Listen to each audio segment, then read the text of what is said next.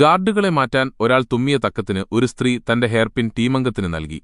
അയാൾ മെഷീന്റെ അടിയിൽ ഇഴഞ്ഞുചെന്ന് ബോൾട്ടുകൾ അഴിച്ച് ദശലക്ഷങ്ങൾ വിലയുള്ള ചിപ്പ് പുറത്തെടുത്തു.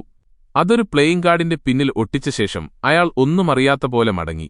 സംശയം തോന്നിയ ഗാർഡുകൾ പരിശോധന തുടങ്ങിയപ്പോൾ ജാക്ക് ആ കാർഡ് കൈവെള്ളയിൽ ഒളിപ്പിച്ചു. ദേഹപരിശോധനക്കിടയിലും വേഗത്തിൽ കൈകൾ ചലിപ്പിച്ച് അയാൾ അത് പിടിക്കപ്പെടാതെ നോക്കി.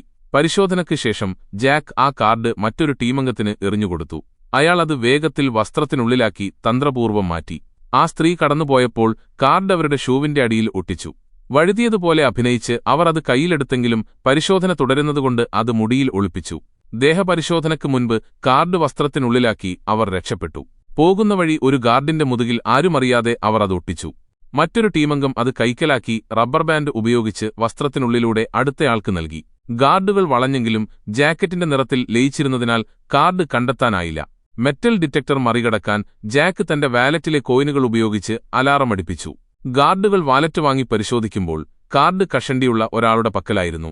ജാക്ക് വാലറ്റ് തിരികെ വാങ്ങുന്ന നേരം അയാൾ കാർഡ് മെറ്റൽ ഡിറ്റക്ടറിന് മുകളിലൂടെ എറിഞ്ഞു. അത് ആരും കാണാതെ പിടികൂടിയ സ്ത്രീവസ്ത്രത്തിനുള്ളിൽ ഒളിപ്പിച്ച് അവിടെ നിന്നും കടന്നു.